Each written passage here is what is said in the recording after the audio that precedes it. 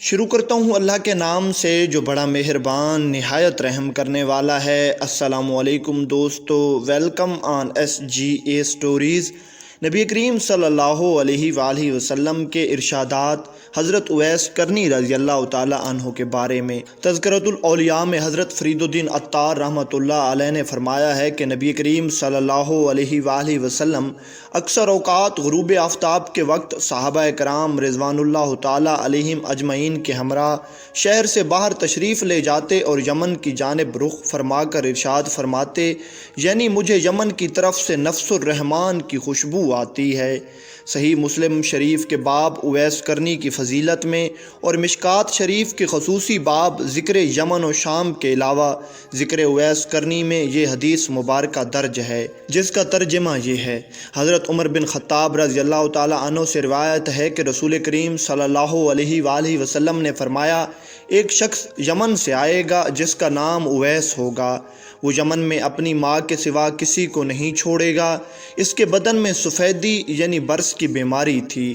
اس نے اللہ تعالیٰ سے دعا کی اور اللہ تعالیٰ نے اس کے بدن سے سفیدی کو ختم کر دیا۔ ہاں، 1 درہم یا 1 دینار کے برابر سفیدی رہ گئی ہے۔ پس تم میں سے جو شخص اس اویس سے ملے اس کو چاہیے کہ اس سے اپنے لیے مغفرت کی دعا کروائے۔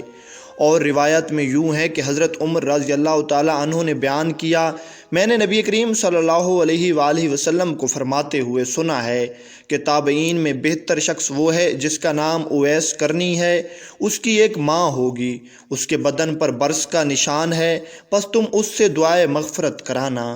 حضرت خواجہ فرید الدین عطار رحمۃ اللہ علیہ تذکرۃ الاولیاء میں لکھتے ہیں، نبی کریم صلی اللہ علیہ وآلہ وسلم نے اپنے صحابہ کرام کو مخاطب کر کے فرمایا، اولیاء میں سے اللہ تعالیٰ کو سب سے محبوب وہ ہیں جو پرہیزگار اور مخفی ہیں۔ صحابہ کرام نے پوچھا، یا رسول اللہ صلی اللہ علیہ وآلہ وسلم، ہم میں تو یہ بات نہیں پائی جاتی۔ آپ صلی اللہ علیہ وآلہ وسلم نے ارشاد فرمایا کہ یمن میں اویس نامی ایک شتربان ہے، اس کے قدم بقدم چلو گے تو یہ مرتبہ حاصل ہو جائے گا۔ تذکرۃ الاولیاء باب دوم میں حضرت شیخ فرید الدین عطار رحمۃ اللہ علیہ نے حضرت اویس کرنی رضی اللہ تعالیٰ عنہ کی توصیف میں حضور اکرم صلی اللہ علیہ وآلہ وسلم کی یہ حدیث مبارکہ تحریر کی ہے۔ نبی کریم صلی اللہ علیہ وآلہ وسلم کا ارشاد ہے کہ روز محشر 70,000 ملائکہ کے جلوے میں جو اویس کرنی رضی اللہ تعالیٰ عنہ کی شبیہ ہوں گے، اویس کرنی رضی اللہ تعالیٰ عنہ کو جنت میں داخل کیا جائے گا تاکہ مخلوق ان کی شناخت نہ کر سکے سوائے اس شخص کے جس کو اللہ تعالیٰ ان کے دیدار سے مشرف کرنا چاہے، اس لیے کہ آپ رضی اللہ تعالیٰ عنہ نے خلوت نشین ہو کر اور مخلوق سے روپوشی اختیار کر کے محض اس لیے ریاضت و عبادت اختیار کی کہ دنیا آپ رضی اللہ تعالیٰ عنہ کو برگزیدہ تصور نہ کرے، اور اسی مصلحت کے پیش نظر روز محشر آپ رضی اللہ تعالیٰ عنہ کی پردہ داری قائم رکھی جائے گی۔ علامہ محمد اسلم جیراج پوری نوادرات میں ابن سعد کے حوالے سے لکھتے ہیں کہ جنگ صفین میں ایک شامی نے لشکر سے نکل کر پکارا کہ کیا تم کوفے والوں میں اویس کرنی ہے؟ لوگوں نے کہا ہاں۔ اس نے کہا کہ میں نے نبی کریم صلی اللہ علیہ وآلہ وسلم سے سنا ہے کہ اویس کرنی بہترین تابعین میں سے ہے۔ علامہ اسلم جیراج پوری نے حلیت الاولیاء میں یہ بھی لکھا ہے کہ نبی کریم صلی اللہ علیہ وآلہ وسلم نے ایک دفعہ فرمایا، میری امت میں ایسے لوگ بھی ہیں جو عریانی کی وجہ سے مسجد میں نہیں آ سکتے، بوجہ اس کے کہ وہ فقراء کے سوال پر اپنے کپڑے بخش دیتے ہیں۔ ان میں سے اویس کرنی رضی اللہ تعالیٰ عنہ اور فرات بن حبان ہیں۔ حضور اکرم صلی اللہ علیہ وآلہ وسلم نے فرمایا کہ میری امت میں ایک ایسا شخص ہے جس کی شفاء سے قبیلہ ربیع اور مضر کی بھیڑوں کے بال کے برابر گنہگاروں کو بخش دیا جائے گا۔ ربیع و مضر 2 قبیلے ہیں جن میں بکثرت بھیڑیں پائی جاتی تھیں، اور جب صحابہ کرام رضی اللہ تعالیٰ عنہم نے حضور نبی کریم صلی اللہ علیہ وآلہ وسلم سے پوچھا وہ کون شخص ہے اور کہاں مقیم ہے، تو آپ صلی اللہ علیہ وآلہ وسلم نے فرمایا کہ اللہ کا ایک بندہ ہے۔ پھر صحابہ کرام کے اصرار کے بعد آپ نے فرمایا وہ حضرت اویس کرنی ہے۔ ابن سعد نے لکھا ہے کہ ایک شخص نے مجھ سے بیان کیا کہ نبی کریم صلی اللہ علیہ وآلہ وسلم نے فرمایا میرا دوست اس امت میں اویس کرنی رضی اللہ تعالیٰ عنہ ہے۔ علامہ عبد القادر اربلی رحمۃ اللہ علیہ نے اپنی تصنیف تفریح الخاطر میں رقم کیا ہے کہ مقام کعبہ قوسین پر نبی کریم صلی اللہ علیہ وآلہ وسلم نے ایک شخص کو دیکھا جو سرتا قدم کلیم نور میں چھپ کر آرام فرما رہا ہے۔ عرض کیا کہ یا الہی یہ کون ہے؟ اللہ تعالیٰ نے فرمایا کہ یہ اویس کرنی رضی اللہ تعالیٰ عنہ ہیں، 70 سال کے بعد آرام کر رہا ہے، اور فرمایا کہ میں اسے مخفی رکھوں۔ طبقات ابن سعد میں ہے کہ حضرت عمر فاروق رضی اللہ تعالیٰ عنہ نے حکم دیا کہ اگر کوئی شخص ان سے ملے تو ان سے میری بخشش کے لیے دعا کا کہے۔ نبی کریم صلی اللہ علیہ وآلہ وسلم کا ارشاد مبارک ہے، اویس احسان و مہربانی کے اعتبار سے بہترین تابعین میں سے ہیں۔ اسیر بن جابر رضی اللہ تعالیٰ عنہ کہتے ہیں کہ ایک دفعہ میں نے حضرت اویس کرنی رضی اللہ تعالیٰ عنہ سے کہا، آپ رضی اللہ تعالیٰ عنہ میرے لیے دعائے مغفرت کریں۔ انہوں نے فرمایا کہ میں آپ رضی اللہ تعالیٰ عنہ کے لیے کیسے دعا کر سکتا ہوں؟ آپ تو نبی کریم صلی اللہ علیہ وآلہ وسلم کے صحابی ہیں، مجھے تو صحابیت کا درجہ حاصل نہیں ہوا۔ انہوں نے کہا کہ میں نے نبی کریم صلی اللہ علیہ وآلہ وسلم کو کہتے ہوئے سنا ہے کہ خیر التابعین ایک شخص ہے اور اس کو اویس کہا جاتا ہے۔ صحیح مسلم شریف میں حضرت عمر فاروق رضی اللہ تعالیٰ عنہ سے مروی ہے کہ میں نے نبی کریم صلی اللہ علیہ وآلہ وسلم کو فرماتے ہوئے سنا، تمہارے پاس اویس بن عامر یمن والوں کی امدادی فوج کے ساتھ آئے گا، وہ مراد قبیلہ کا ہے جو بنو قرن کی شاخ ہے، اس کو برس تھا، وہ اچھا ہو گیا لیکن درہم کے برابر باقی ہے، اس کی ایک ماں ہے، اس کا حال یہ ہے کہ اگر خدا کے بھروسے پر قسم کھا بیٹھے تو خدا اس کو سچا کر دے، پھر اگر تجھ سے ہو سکے تو اپنے لیے دعائے مغفرت کروا لینا۔ حضرت عمر فاروق رضی اللہ تعالیٰ عنہ نے اویس سے دعائے مغفرت کے لیے کہا تو حضرت اویس کرنی رضی اللہ تعالیٰ عنہ نے ان کے لیے بخشش کی دعا کی۔ حضرت ابو ہریرہ رضی اللہ تعالیٰ عنہ سے مروی ہے کہ نبی کریم صلی اللہ علیہ وآلہ وسلم نے فرمایا، بے شک اللہ تعالیٰ اپنے بندوں میں سے برگزیدہ بندوں کو دوست رکھتا ہے جو مخلوق کی نظروں سے پوشیدہ رہتے ہیں۔ صحابہ کرام رضوان اللہ تعالیٰ علیہم اجمعین نے عرض کیا، یا رسول اللہ فرمائیے وہ کون ہے؟ آپ صلی اللہ علیہ وآلہ وسلم نے فرمایا، وہ اویس کرنی رضی اللہ تعالیٰ عنہ ہے۔ اس حدیث پاک کی تائید قرآن پاک کی سورۃ فاطر کی آیت نمبر 32 سے بھی ہوتی ہے۔ پھر ہم نے اس کتاب کا وارث ان لوگوں کو بنایا جنہیں ہم نے اپنے بندوں میں سے چن لیا تھا، پس ان میں سے بعض اپنے نفس پر ظلم کرنے والے ہیں اور بعض درمیانہ رو ہیں اور بعض اللہ کی توفیق سے نیکیوں پر سبقت لے جانے والے ہیں۔ حضرت ابو ہریرہ رضی اللہ تعالیٰ عنہ سے مروی ہے کہ نبی کریم صلی اللہ علیہ وآلہ وسلم نے فرمایا، بالتحقیق اللہ تعالیٰ اپنی مخلوق میں سے ان پاک نفس مخفی فرما برداروں کو پسند کرتا ہے جن کے بال پریشان، چہرے خاک آلود اور شکم بجز کسب حلال کے بھوکے اور لاغر ہوتے ہیں۔ وہ ایسے لاپرواہ ہوتے ہیں کہ اگر بادشاہ بھی ملے اور ان سے ملاقات کرنے کی اجازت طلب کرے تو وہ اجازت نہ دیں، اگر مالدار عورتیں نکاح کرنا چاہیں تو وہ نکاح نہ کریں، اگر غائب ہو جائیں تو کوئی ان کو تلاش نہ کر سکے، اگر مر جائیں تو کوئی ان کے جنازے میں شریک نہیں ہوتا، اگر ظاہر ہوں تو کوئی ان کو دیکھ کر خوش نہیں ہوتا، بیمار ہوں تو کوئی ان کی عیادت نہیں کرتا۔ صحابہ کرام رضوان اللہ تعالیٰ علیہم اجمعین نے استفسار کیا کہ یا رسول اللہ وہ کون ہے؟ آپ صلی اللہ علیہ وآلہ وسلم نے فرمایا کہ وہ اویس کرنی ہے۔ صحابہ کرام نے عرض کیا کہ یا رسول اللہ حضرت اویس کرنی کون ہے؟ آپ صلی اللہ علیہ وآلہ وسلم نے ارشاد فرمایا کہ وہ بھورے بالوں والا سرمگی چشم ہے، راست قد برکشا، رنگ سرخی مائل، تھوڑی سینے سے لگی ہوئی، نظر نیچی، دایاں ہاتھ بائیں ہاتھ پر رکھے ہوئے قرآن مجید کی تلاوت کرتا ہے اور اپنے نفس پر روتا ہے، دو سے تیسرا لباس نہیں، ایک کلیمی تہبند اور ایک کلیمی ردا، زمین میں گمنام ہے مگر آسمان پر بہت مشہور ہے، اگر وہ اللہ پر قسم کھائے تو اللہ تعالیٰ اس کو ضرور پوری کر دے۔ ہاں یاد رکھو اس کے مونڈھے کے نیچے ایک چمتی ہوئی سفید برس ہے۔ قیامت کے دن جب نیک بندوں کو کہا جائے گا کہ جنت میں جاؤ تو اویس کرنی رضی اللہ تعالیٰ عنہ کو حکم ہوگا ٹھہر جاؤ اور سفارش کرو، اس کی شفاعت سے اللہ تعالیٰ ربی اور مضر جتنے لوگوں کو بخش دے گا۔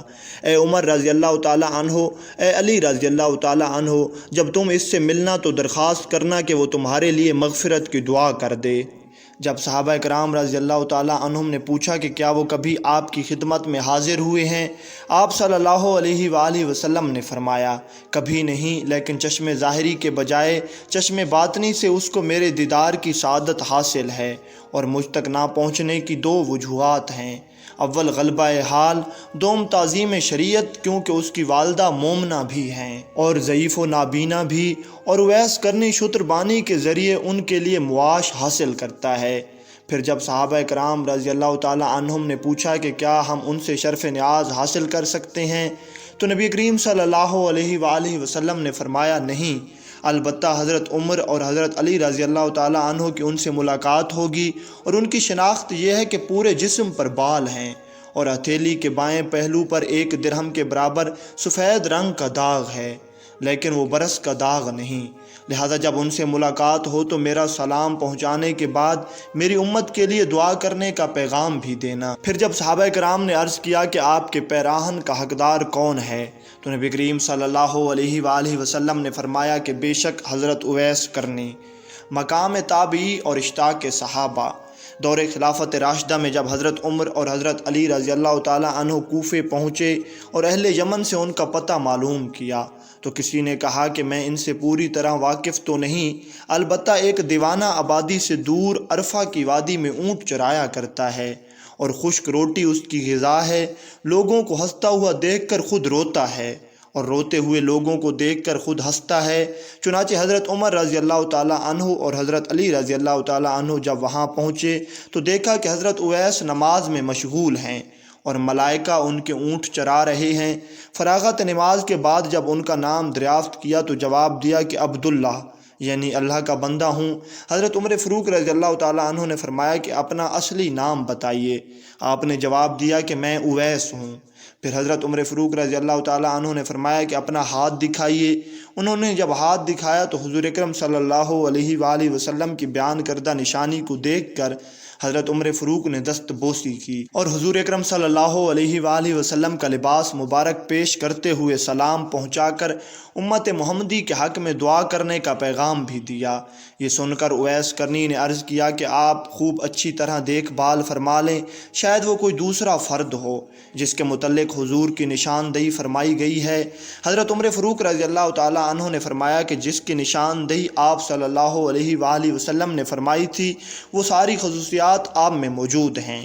یہ سن کر اویس کرنی رضی اللہ تعالیٰ عنہ نے عرض کیا کہ اے عمر، تمہاری دعا مجھ سے زیادہ کارگر ثابت ہو سکتی ہے۔ آپ نے فرمایا میں تو دعا کرتا ہی رہتا ہوں، البتہ آپ کو حضور کی وصیت پوری کرنی چاہیے۔ چنانچہ حضرت اویس کرنی رضی اللہ تعالیٰ عنہ نے حضور کا لباس مبارک کچھ فاصلے پر لے جا کر اللہ تعالیٰ سے دعا کی کہ یا رب، جب تک تو میری سفارش پر امت محمدی کی مغفرت نہ کر دے گا میں سرکار دو عالم کا لباس ہرگز نہیں پہنوں گا، کیونکہ تیرے نبی نے اپنی امت کو میرے حوالے کیا ہے۔ چنانچہ غیب سے آواز آئی کہ تیری سفارش پر کچھ افراد کی مغفرت کر دی۔ اس طرح آپ مشغول دعا تھے کہ حضرت عمر اور حضرت علی آپ کے سامنے پہنچ گئے، اور جب آپ نے سوال کیا کہ آپ دونوں حضرات کیوں آ گئے، میں تو جب تک پوری امت کی مغفرت نہ کروا لیتا اس وقت تک یہ لباس کبھی نہ پہنتا۔ مقام ولایت خلافت سے بہتر ہے۔ حضرت عمر فاروق رضی اللہ تعالیٰ عنہ نے اپنے آپ کو ایسے کمبل کے لباس میں دیکھا جس کے نیچے تونگری کے ہزاروں عالم پوشیدہ تھے۔ یہ دیکھ کر آپ کے قلم میں خلافت سے دستبرداری کی خواہش پیدا ہوئی اور فرمایا کہ کیا کوئی ایسا شخص ہے جو روٹی کے ٹکڑے کے بدلے میں مجھ سے خلافت خرید لے۔ یہ سن کر حضرت اویس کرنی رضی اللہ تعالیٰ عنہ نے کہا کہ کوئی بیوقوف شخص ہی ایسا کر سکتا ہے، آپ کو تو فروخت کرنے کے بجائے اٹھا کر پھینک دینی چاہیے، پھر جس کا جی چاہے گا وہ اٹھا لے گا۔ یہ کہہ کر حضور اکرم صلی اللہ علیہ وآلہ وسلم کا بھیجا ہوا لباس پہن لیا اور فرمایا کہ میری سفارش پر بنو ربیہ اور بنو مضر کی بھیڑوں کے بالوں کے برابر اللہ تعالیٰ نے لوگوں کی مغفرت فرما دی۔ اور جب حضرت عمر فاروق رضی اللہ تعالیٰ عنہ نے آپ سے حضور اکرم کی زیارت نہ کرنے کے متعلق سوال کیا تو آپ نے ان سے پوچھا کہ اگر آپ دیدار نبی سے مشرف ہوئے ہیں تو بتائیے کہ حضور کے ابر کشادہ تھے یا گھنے، لیکن دونوں صحابہ جواب سے معذور رہے۔ اتباع نبوی میں دندان مبارک کا توڑنا۔ حضرت اویس نے کہا کہ اگر آپ رسول کریم صلی اللہ علیہ وآلہ وسلم کے دوستوں میں سے ہیں تو یہ بتائیے کہ جنگ احد میں حضور کا کون سا دانت مبارک شہید ہوا تھا اور آپ نے اتباع نبوی میں اپنے دانت کیوں نہ توڑ ڈالے؟ یہ کہہ کر آپ اپنے تمام ٹوٹے ہوئے دانت دکھا کر کہنے لگے، جب دانت مبارک شہید ہوا تو میں نے اپنا ایک دانت توڑ ڈالا، پھر خیال آیا کہ شاید کوئی دوسرا دانت شہید ہوا ہو۔ اسی طرح ایک ایک کر کے جب تمام دانت توڑ ڈالے اس وقت مجھے سکون نصیب ہوا۔ یہ دیکھ کر دونوں صحابہ کرام پر رقت طاری ہو گئی اور یہ اندازہ ہو گیا کہ پاس ادب کا حق یہی ہوتا ہے۔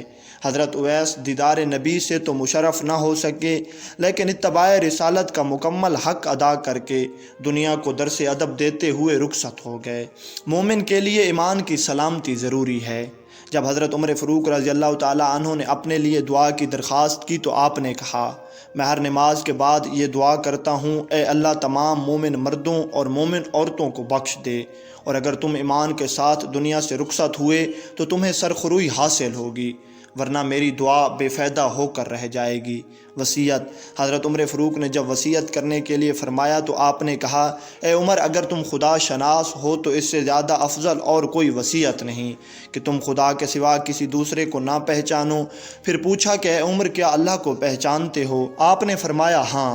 حضرت اویس نے کہا، بس خدا کے علاوہ تمہیں کوئی نہ پہچانے، یہی تمہارے لیے افضل ہے۔ استغنا: حضرت عمر نے خواہش کی کہ آپ اسی جگہ قیام فرمائے، میں کچھ لے کر آتا ہوں۔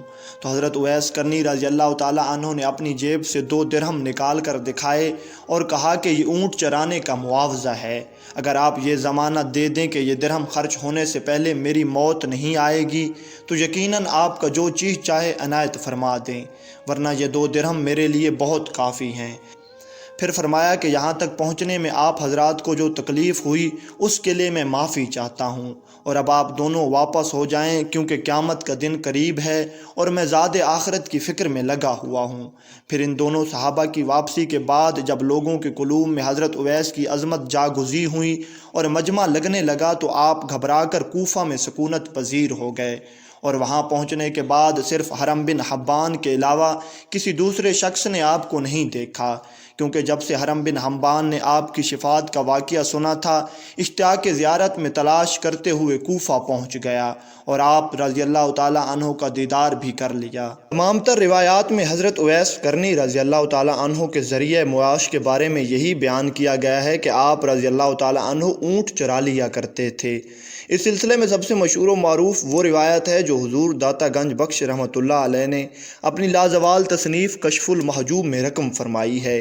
آپ رحمۃ اللہ علیہ فرماتے ہیں، جب امیر المومنین حضرت عمر فاروق رضی اللہ تعالیٰ عنہ نے اہل کرن سے آپ رضی اللہ تعالیٰ عنہ کا درافت فرمایا تو لوگوں نے کہا کہ یا حضرت، وہ تو ایک دیوانہ ہے، آبادی سے دور ویرانے میں ہی پڑا رہتا ہے، نہ کسی سے ملتا ہے، جو کچھ لوگ کھاتے ہیں وہ کھاتا ہے، غم اور خوشی سے ناواقف ہے، جب لوگ ہنستے ہیں تو وہ روتا ہے اور جب لوگ روتے ہیں تو وہ ہنستا ہے۔ یہ بھی متعدد روایات میں وارد ہے کہ آپ رضی اللہ تعالیٰ عنہ اونٹ چرایا کرتے تھے۔ مجالس المؤمنین میں درج ہے کہ حضرت اویس کرنی رضی اللہ تعالیٰ عنہ شتربانی کیا کرتے تھے اور یہی ان کا ذریعہ معاش تھا۔ اس سے ملنے والی مزدوری سے اپنے اور اپنی والدہ کے خورد نوش کا انتظام کرتے تھے، اور یمن میں آپ رضی اللہ تعالیٰ عنہ جیسا کوئی بھی مفلس و بے نوا اور کوئی دوسرا بے سہارا نہیں تھا۔ جس گلی کوچے سے آپ گزرتے لوگ آپ رضی اللہ تعالیٰ عنہ سے گھن کرتے اور آپ رضی اللہ تعالیٰ عنہ پر پتھر پھینکتے اور خاک سر پر اچھالتے تھے۔ شتربانی کے علاوہ بھی آپ رضی اللہ تعالیٰ عنہ کے ذریعہ معاش کے بارے میں مختلف روایات میں آتا ہے کہ آپ رضی اللہ تعالیٰ عنہ کھجور کی گٹھلیاں بھی زمین سے جمع کر کے انہیں فروخت کرتے اور اپنا گزارا کرتے۔ اگر آپ رضی اللہ تعالیٰ عنہ کو راستے میں خستہ حال کھجوریں مل جاتی تو ان کو افطاری کے لیے رکھ لیا کرتے تھے، اگر زیادہ کھجوریں مل جاتی تو ان کو اللہ تعالیٰ کے راستے میں تقسیم کر دیا کرتے تھے۔ حضرت اسماء رحمۃ اللہ علیہ فرماتے ہیں کہ جو کچھ رات کے وقت آپ رضی اللہ تعالیٰ عنہ کے ہاں باقی بچتا تو آپ رضی اللہ تعالیٰ عنہ سب خیرات کر کے اللہ تعالیٰ کے حضور عرض کرتے، بار الہی، اگر کوئی بھوکا پیاسا مر گیا تو مجھ سے مواخذہ نہ کرنا۔ حضرت اویس کرنی رضی اللہ تعالیٰ عنہ کے بارے میں مستند روایات سے یہ معلوم ہوتا ہے کہ آپ رضی اللہ تعالیٰ عنہ ایک خستہ اور پرانے مکان میں رہائش رکھتے تھے، جو کہ آپ رضی اللہ تعالیٰ عنہ کو اپنے ورثے میں ملا تھا، مگر آپ رضی اللہ تعالیٰ عنہ اکثر اوقات جنگل میں ہی گزارا کرتے اور لوگوں سے آپ رضی اللہ تعالیٰ عنہ کا میل جول بہت ہی کم تھا۔ آپ رضی اللہ تعالیٰ عنہ کوڑا کرکٹ سے کپڑوں کو چتھرے اٹھا لیتے اور انہیں اچھی طرح پاک کر کے سی لیتے اور اسی کو پہن لیتے، گویا یہی آپ رضی اللہ تعالیٰ عنہ کا پہناوا تھا۔ یہ بھی روایات میں ہمیں ملتا ہے کہ آپ رضی اللہ تعالیٰ عنہ کے پاس اونٹ کے بالوں کا ایک پاجامہ جسے گلیمی ازار کہا جاتا ہے اور اونٹھی کے بالوں کا ایک کمبل جسے گلیمی ردا کہا جاتا ہے موجود تھا، جو آپ کی اوڑھنی اور بچھونی تھی۔ سیر الصحابہ کے باب تابعین کی جلد نمبر 13 کے صفحہ نمبر 57 پر مولانا معین الدین ندوی نے رقم کیا ہے کہ آپ رضی اللہ تعالیٰ عنہ فنا کے اس درجہ پر تھے کہ جہاں شہرت، نام و نمود اور اہل دنیا سے اختلاط کی کوئی گنجائش نہیں ہوتی، اس لیے شہرت اور ناموری سے دور بھاگتے تھے۔ آپ رضی اللہ تعالیٰ عنہ کی خستہ حالی کے سبب حضرت عمر فاروق رضی اللہ تعالیٰ عنہ نے جب چاہا کہ والی کوفہ کے نام خط لکھ کر آپ رضی اللہ تعالیٰ عنہ کا تعارف کروا کر آپ رضی اللہ تعالیٰ عنہ کے ساتھ حسن سلوک کی ہدایت فرمائیں، تو آپ رضی اللہ تعالیٰ عنہ نے منظور نہ کیا اور جواب دیا، میں عوام میں رہنا پسند نہیں کرتا۔ بالکل یہی روایات صحیح مسلم شریف میں بھی موجود ہے۔ مظاہر حق جدید میں حضرت عبداللہ بن عباس رضی اللہ تعالیٰ عنہ سے ایک روایت درج ہے کہ 10 سال تک حضرت عمر فاروق رضی اللہ تعالیٰ عنہ نے حضرت اویس کرنی رضی اللہ تعالیٰ عنہ کی تلاش و جستجو کی۔ پھر 1 سال حج کے دوران اہل یمن کو پکار کر کہا، تم میں جو قبیلہ مراد سے تعلق رکھتے ہیں وہ کھڑے ہو جائیں۔ جب وہ لوگ کھڑے ہو گئے تو پوچھا کہ کیا تم میں کوئی ایسا شخص ہے جس کا نام اویس ہو؟ ان میں سے ایک شخص بولا کہ اے امیر المومنین، ہمیں نہیں معلوم کہ آپ رضی اللہ تعالیٰ عنہ کس اویس کے بارے میں پوچھ رہے ہیں۔ ہاں، میرا ایک بھتیجا ہے جس کو لوگ اویس کہہ کر پکارتے ہیں، اور وہ اس درجہ کا پست اور بے حیثیت انسان ہے کہ آپ رضی اللہ تعالیٰ عنہ جیسی عظیم ہستی کو اس سے بھلا کیا سروکار ہوگا۔ آپ رضی اللہ تعالیٰ عنہ نے دریافت فرمایا کہ کیا وہ حدود حرم میں موجود ہے؟ اس نے کہا کہ میدان عرفات سے متعلق عراق کی جھاڑیوں میں لوگوں کے اونٹ چرا رہا ہوگا۔ اس کا مطلب یہ ہوا کہ آپ اپنی شناخت اور شخصیت کو پوشیدہ رکھنے کے لیے یہ سب کچھ کر رہے تھے۔ اسی کتاب میں یعنی مظاہر حق جدید میں ایک دوسری روایت یوں ہے، حضرت سمسا بن معاویہ رضی اللہ تعالیٰ عنہ سے مروی ہے، بس اس میں فرق یہ ہے کہ اس میں جواب دینے والے نے یہ کہا، اویس کرنی رضی اللہ تعالیٰ عنہ اس کے چچا زاد بھائی ہیں، باقی الفاظ تقریباً وہی ہیں۔ طبقات ابن سعد میں ایک روایت حضرت اسیر بن جابر رضی اللہ تعالیٰ عنہ سے مروی کی گئی ہے، ہم کوفہ میں ایک محدث سے حدیث کا درس لیا کرتے تھے۔ درس جب ختم ہو جاتا تو سب لوگ چلے جاتے مگر کچھ لوگ وہیں بیٹھے رہتے۔ ان میں ایک شخص ایسا بھی تھا جو بڑی پرحکمت اور اسرار و رموز کی باتیں کرتا تھا۔ کچھ روز جب وہ درس میں نہ آیا تو میں نے یہ سوچ کر کہ شاید اس کی طبیعت خراب ہو، اس کو تلاش کرنے کے لیے نکل پڑا۔ میں نے جب اس کے گھر کا دروازہ کھٹکھٹایا تو انہوں نے دروازہ کے اندر ہی سے پوچھا کہ کون ہے۔ میں نے اپنا نام بتایا اور کہا کہ آپ کیوں ہم سے چھپتے پھر رہے ہیں؟ کیا آپ کی طبیعت ناساز ہے؟ اس کے جواب میں انہوں نے کہا، نہیں، بلکہ میرے پاس پہننے کے لیے کپڑے نہیں ہیں۔ میں نے اپنی لنگی یا چادر پیش کی تو انہوں نے یہ کہہ کر انکار کر دیا کہ اگر میری قوم یا برادری والے دیکھیں گے تو کیا کہیں گے کہ میں نے تم سے یہ لینے کے لیے دوستی کی تھی۔ میرے بے حد اصرار پر انہوں نے یہ چادر لے لی۔ وہ ہمارے ساتھ چل رہے کہ ان کی برادری کے لوگوں نے ان کو دیکھ کر بالکل وہی الفاظ دہرائے۔ میں نے ان لوگوں کو بہت سخت سست کہا اور انہیں یہ بھی بتلایا کہ یہ تو چادر بالکل بھی نہیں لے رہے تھے، انہیں تو میں نے ان کی بڑی منت سماجت کرنے کے بعد راضی کیا ہے۔ تب وہ لوگ کچھ خاموش ہوئے۔ آپ رضی اللہ تعالیٰ عنہ کبھی کبھی سوکھی روٹی کو کھجور کے شیرہ کے ساتھ بھی نوش فرمایا کرتے تھے۔ آپ رضی اللہ تعالیٰ عنہ بہت تھوڑے طعام اور تن پر موجود تھوڑے کپڑوں کے علاوہ کچھ نہ رکھتے تھے۔ آپ رضی اللہ تعالیٰ عنہ اس سلسلہ میں بارگاہ الہی میں عرض کرتے ہیں، یا الہی، میں تجھ سے بھوکے پیٹ اور برہنہ بدن کی معذرت چاہتا ہوں۔ غذا جو میرے پیٹ میں ہے اور لباس جو میرے بدن پر ہے کہ سوائے میرے پاس کچھ بھی نہیں۔ ہمیں یہ بھی روایات ملتی ہے کہ جو کچھ بھی غذا میں سے اور کپڑے میں سے بچ رہتا آپ رضی اللہ تعالیٰ عنہ اسے خیرات کر دیتے۔ دراصل یہ سب کچھ اپنے نفس امارہ کو قابو کرنے کے لیے ہوتا ہے۔ اس سلسلہ میں ہم حضرت حبیب اجمی رحمۃ اللہ علیہ کی ایک روایت آپ رضی اللہ تعالیٰ عنہ کی نظر کرتے ہیں۔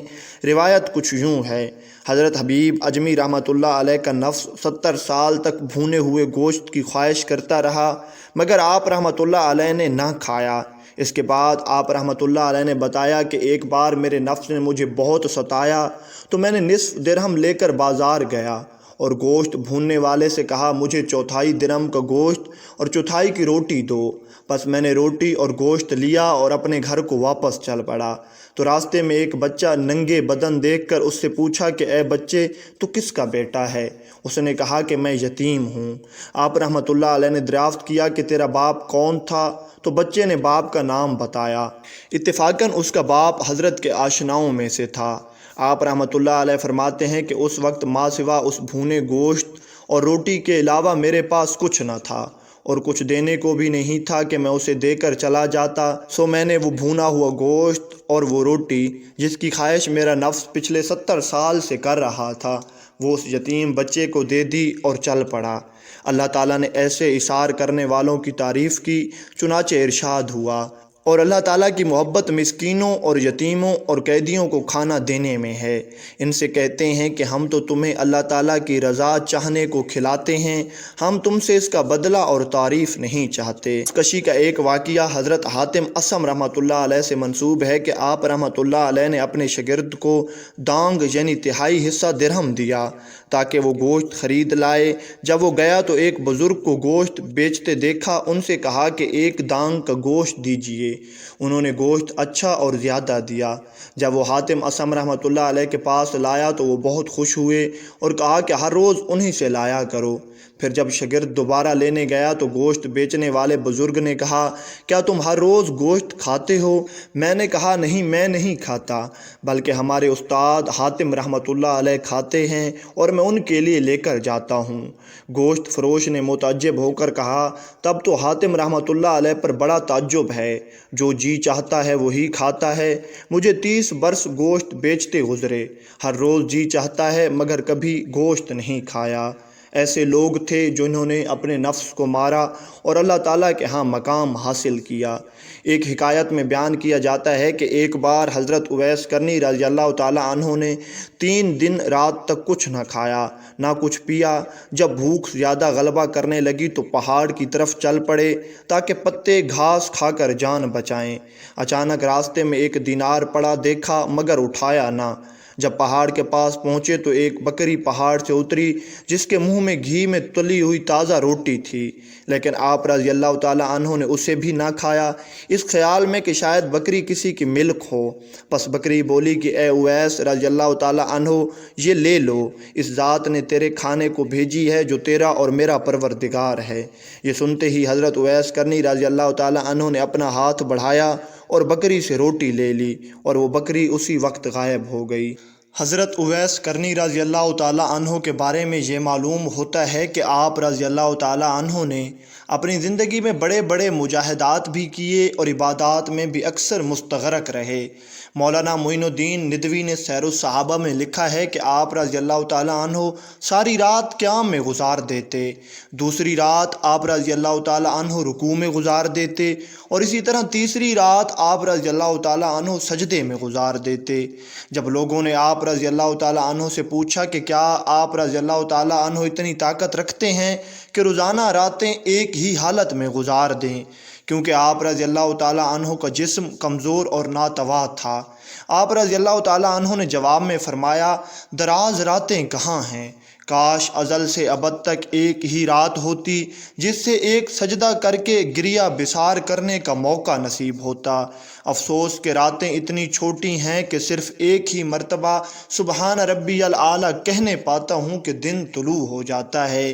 یہ بھی معروف روایت ہے کہ آپ رضی اللہ تعالیٰ عنہ ہمیشہ روزے رکھا کرتے تھے۔ اکثر ایسی صورتحال بھی پیدا ہو جاتی کہ جب آپ رضی اللہ تعالیٰ عنہ کے پاس کھانے کو کچھ نہ ہوتا تو ایسے میں آپ رضی اللہ تعالیٰ عنہ یہ کرتے کہ کھجور کی گٹھلیاں چن کر فروخت کرتے اور ان کی قیمت سے تھوڑی سی کھجوریں خرید لیتے اور باقی رقم خیرات کر دیتے۔ آپ رضی اللہ تعالیٰ عنہ ہمیشہ ذکر الہی میں مشغول و محو رہتے۔ سیر الصحابہ میں یہ بھی لکھا ہے کہ ایک بار حضرت حرم بن حجان کی آپ رضی اللہ تعالیٰ عنہ کے ساتھ ملاقات ہوئی تو حرم بن حجان نے آپ رضی اللہ تعالیٰ عنہ سے حدیث کی روایت کی درخواست کی مگر آپ رضی اللہ تعالیٰ عنہ نے انکار کر دیا۔ پھر انہوں نے آپ رضی اللہ تعالیٰ عنہ سے قرآن کریم کی تلاوت کے لیے کہا۔ تو آپ رضی اللہ تعالیٰ عنہ ان کا ہاتھ پکڑ کر دریائے فرات کے کنارے لے گئے اور فرمایا، میرے رب کا قول ہے اور اسی کا قول حق ہے، میرے رب کی حدیث ہے اور اسی کی حدیث سچی ہے، میرے رب کا کلام ہے اور اسی کا کلام بہتر ہے۔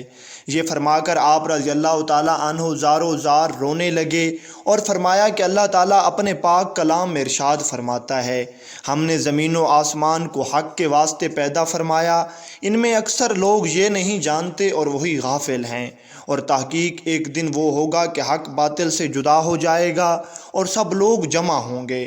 وہ دن ایسا ہوگا کہ نہ کسی دوست کی دوستی فائدہ دے گی اور نہ عذاب سے بچائے گی، اور نہ ہی کوئی دوست کسی دوست کی مدد کر سکے گا سوائے ان لوگوں کے کہ جن سے حق تعالیٰ خوش ہوگا، اور وہ مومن ہوں گے، اور لوگ البتہ شفاعت کے ذریعے مدد کریں گے، اور بے شک اللہ تعالیٰ غالب اور مہربان ہے۔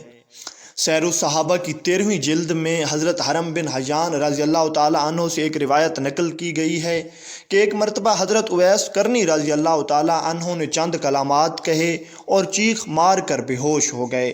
کافی دیر کے بعد آپ رضی اللہ تعالیٰ عنہ کے ہوش بحال ہوئے، یعنی آپ رضی اللہ تعالیٰ عنہ پر خوف الہی کا بہت زیادہ غلبہ تھا۔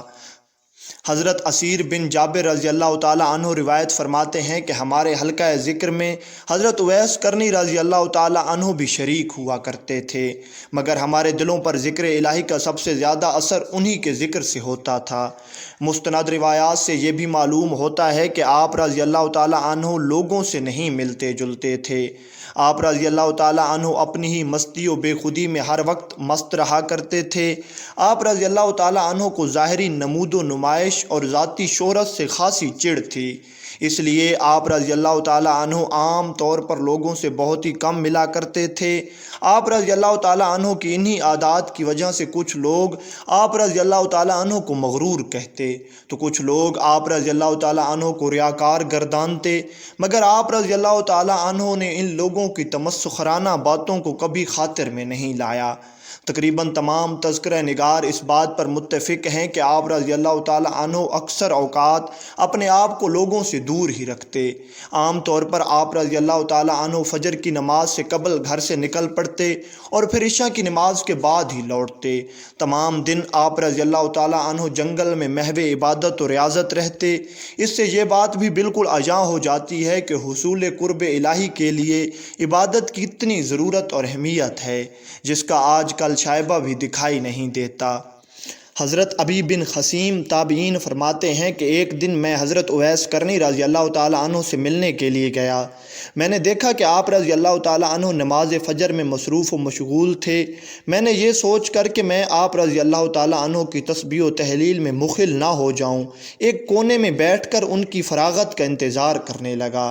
میں نے دیکھا کہ یہ معمول آپ رضی اللہ تعالیٰ عنہ کا نماز ظہر تک برابر جاری رہا۔